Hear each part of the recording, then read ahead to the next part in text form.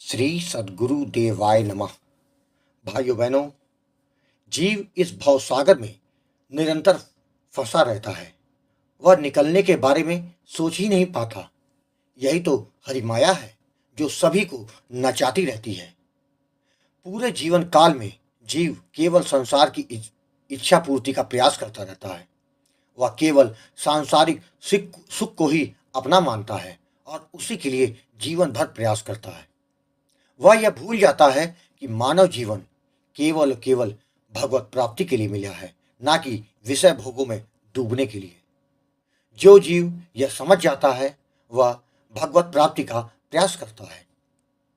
कलयुग में नाम जप से आसान और कुछ नहीं भगवान को पाने के लिए, वरना माया कभी छोड़ेगी नहीं।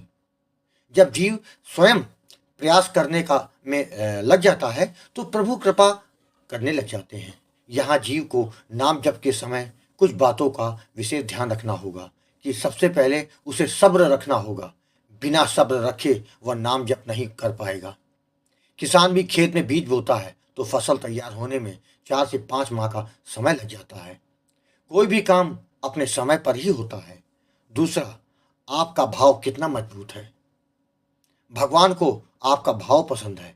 जब आप भगवान का नाम जप भाव से करते हैं तो वह कृपा करने में कभी देरी नहीं करते। तीसरा है आपका विश्वास। जहां विश्वास नहीं होता वहां भगवान नहीं होते, क्योंकि भगवान का ही दूसरा नाम विश्वास है। जब हम मंदिर जाते हैं तो हम वहां श्रद्धा के साथ सिर झुकाते हैं, क्योंकि हमारा भाव और विश्वास होता है कि यह हमारे भगवान का घर है, यह सब कुछ ठीक कर देंगे। बस नाम जप में यही पालन करते हुए नाम जप करते हैं तो कृपा होने में कभी देरी नहीं होती। हमारे प्रारब्ध के कारण ही जो देरी होती है वह होती है। जैसे ही प्रारब्ध नष्ट होता है वैसे ही कृपा बरसने लगती है। राम नाम का जप जीव को हर संकट से दूर कर देता है। आज जो कथा यदा सुनाने जा रहा है वह पंजाब से वंदना जी ने भेजी है, जिसको सुनकर आपके होश उड़ जाएंगे और नाम जप करने को विवश हो जाएंगे। वही कथा यह दास सुनाने जा रहा है। इस कथा को पूरा जानने के लिए इस वीडियो को आखिर तक अवश्य देखिएगा। इसके साथ ही यदि आप राधा नाम की महिमा, बांके बिहारी जी की कृपा और वृंदावन से जुड़ी सत्य कथा का आनंद लेना चाहते हैं तो हमारे दूसरे चैनल भक्त और भगवंत को जरूर देखें।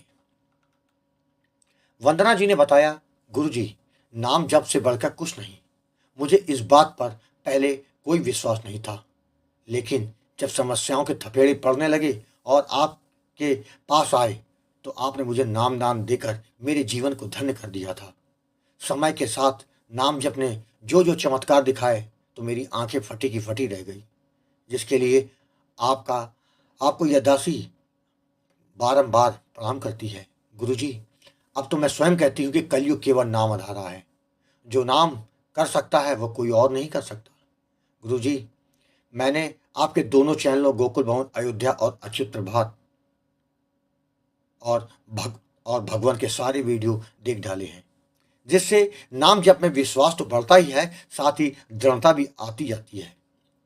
मैं अपने जीवन के उन्हीं अनुभव को आपके साथ शेयर करना चाहती हूँ कि जिससे कि अन्य लोग भी नाम जप की महत्ता को समझ सकें।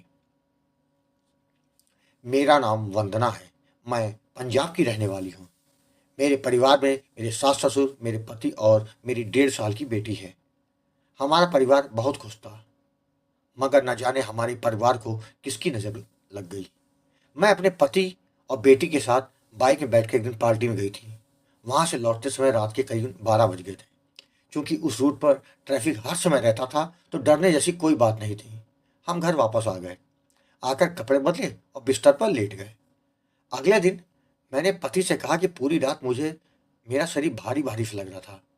उन्होंने कहा कि परेशान मत हो, कल ज़्यादा थक गई थी जिसके कारण ये शरीर में भारीपन लग रहा था। खैर, दूसरे दिन भी मुझ पर काम का बोझ ज़्यादा पड़ गया तो रात में लेटते समय मुझको फिर भारीपन सा महसूस हुआ। मुझको लगा कि शायद काम की थकान के कारण लग रहा है। 2 दिनों के बाद जब मैं सो रही थी तो मुझको एहसास हुआ कि कोई तो तीसरा व्यक्ति हमारे बेड पे लेटा है। जब आँख खुली तो वहाँ कोई नहीं था। अगले दिन भी वही हुआ। मैंने अपने पति से फिर कहा, किंतु उन्होंने कहा तुम्हारा कोई भ्रम होगा। 2-3 दिन फिर बीते। रात को लगा कि जैसे मेरे ऊपर कोई लेटा हुआ है। मैंने उसको हटाने की कोशिश की, किंतु वह नहीं हटा। मैं अचानक हड़बड़ा के उठी और लाइट जला दी। पति की भी नींद खुल गई।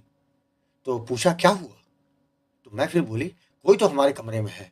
उन्होंने कहा कि कमरा बंद है, कमरे में बेड के अलावा कुछ नहीं है। कोई होगा तो दिखना चाहिए ना, किंतु कहीं कोई नहीं दिख रहा। खैर, किसी तरह वो रात कटी। अगली रात फिर वही हुआ, किंतु इस बार मुझे लगा कि किसी ने मेरे हाथ पैर बांध दिए हैं। मैं कुछ भी बोल नहीं पा रही हूँ और ना ही पलक तक झपका पा रही हूँ। मुझे साफ साफ समझ में आ रहा था कि कोई मेरा रेप कर रहा है। थोड़ी देर बाद जब मैं सामान्य हुई तो मैंने अपने पति को बताया और जोर जोर से रोने लगी। मेरी पति की समझ में कुछ नहीं आ रहा था। ऐसा कैसे हो सकता है? हम दोनों के सिवाय तो कोई नहीं था कमरे में। बेटी थी जो अपने दादा दादी के साथ सोती है। 2-3 दिनों के बाद मेरे साथ उसने फिर रेप किया। मैंने पति से कहा कि कोई भूत प्रेत हमारे घर आ गया है जो कि यह हरकत कर रहा है। यह सुनते ही पतिदेव के होश उड़ गए।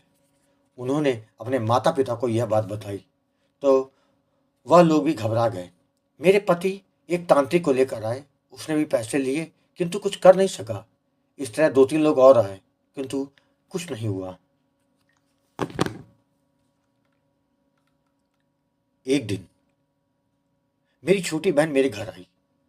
जब उसको पूरी बात पता चली तो उसने कहा कि तुम गोकुल भवन अयोध्या चैनल वाले गुरुजी से बात क्यों नहीं करती हो? मेरी दोस्त के साथ भी हुआ था। गुरुजी से बात की थी तो वहाँ सब ठीक हो गया। जिसके बाद गुरुजी मैंने आपको फ़ोन किया और अपनी सारी बात आपको बताई। तो आपने कहा था हमारे पूर्व के खराब कर्मों के कारण ही ऐसी समस्या हमारे जीवन में आती है। नाम जप करो, सब ठीक हो जाएगा। जिसके बाद गुरुजी आपने मुझे सीताराम नाम का दान दिया, नाम जप की विधि तथा सावधानी के बारे में समझाया। आपने कहा था कि निरंतर नाम जप करते रहना। इसके साथ ही आपने हनुमान जी का अनुष्ठान करने को बोला। आपके बताए अनुसार नाम जप और अनुष्ठान करना शुरू कर दिया।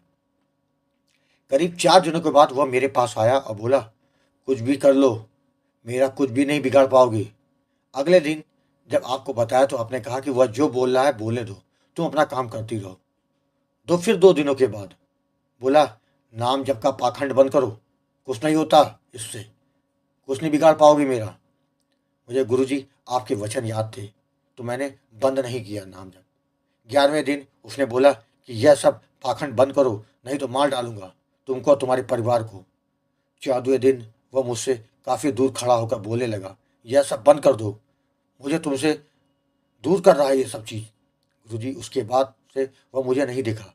गुरुजी, हनुमान जी और सीताराम नाम महाराज की कृपा से मैं इस परेशानी से दूर हो गई। गुरुजी, यही नहीं, मैंने नाम महाराज के बहुत से चमत्कार अपने जीवन में देख डाले। महाकुंभ 2025 में स्नान करने के लिए परिवार के साथ प्रयागराज गई थी। वहाँ हमारी गुड़िया नहाने के बाद जब कपड़े हम बदल रहे थे तो कहीं चली गई। हम लोगों ने भीड़ में बहुत ढूंढा, कहीं नहीं मिली। जिसके बाद मैंने रोते रोते सीताराम नाम का जप करना शुरू कर दिया। गुरुजी, आप विश्वास नहीं करेंगे, जिस जगह पर हमने अपनी बेटी को ढूंढा था, बेटी 10 मिनट बाद वहीं खड़ी मिली। गुरुजी, मैंने तो कम समय में नाम जप की महानता को जान लिया है। गुरुजी, आपको मैं बार बार प्रणाम कर रही हूँ कि जो आपने इस पापी जीव को नामदान देकर उसका जीवन धन्य कर दिया। गुरुजी, सच में आप बहुत अच्छा कार्य कर रहे हैं। आपसे नामदान लेकर न जाने कितने लोगों का उद्धार हो गया। आप सभी को का हर बार मार्गदर्शन करते रहते हैं। गुरु का ऋण तो कोई नहीं उतार सकता। बस आश्रम की सेवा के लिए हर माँ जो सेवा हो सकती है वो देने का मैं प्रयास करती रहूँगी। आप अपना आशीर्वाद हम पर ऐसे ही बनाए रखिएगा। जय जय सीताराम। भाइयों बहनों, आपने देखा कि जब उम्मीद के सारे रास्ते जीव को बंद दिखाई पड़ते हैं तो केवल प्रभु का पावन नाम आपके लिए नए रास्ते बना देता है। लेकिन इसके लिए सब्र रखना बहुत जरूरी है। सब्र के साथ भाव और विश्वास से नाम जप करने वाले के ऊपर नाम महाराज की कृपा हो ही जाती है। यह बात एकदम सत्य है, क्योंकि कलयुग केवल नाम आधारा है। आपको कथा अच्छी लगी हो तो कमेंट में जय श्री राम लिखना मत भूलिएगा। जिससे दास का मनोबल लगातार बढ़ता रहे और अच्छे प्रेरणादायक वीडियो आपको प्रस्तुत करता रहूं। आपसे निवेदन है कि अगर आपके पास भी राम नाम का अनुभव हो तो उसको मेरे ईमेल या व्हाट्सएप पर भेज सकते हैं, जिस पर वीडियो बनाकर अपने चैनल में अवश्य प्रस्तुत करूंगा। ईमेल का पता और व्हाट्सएप नंबर वीडियो के डिस्क्रिप्शन में दिए हुए हैं। जय जय सीताराम।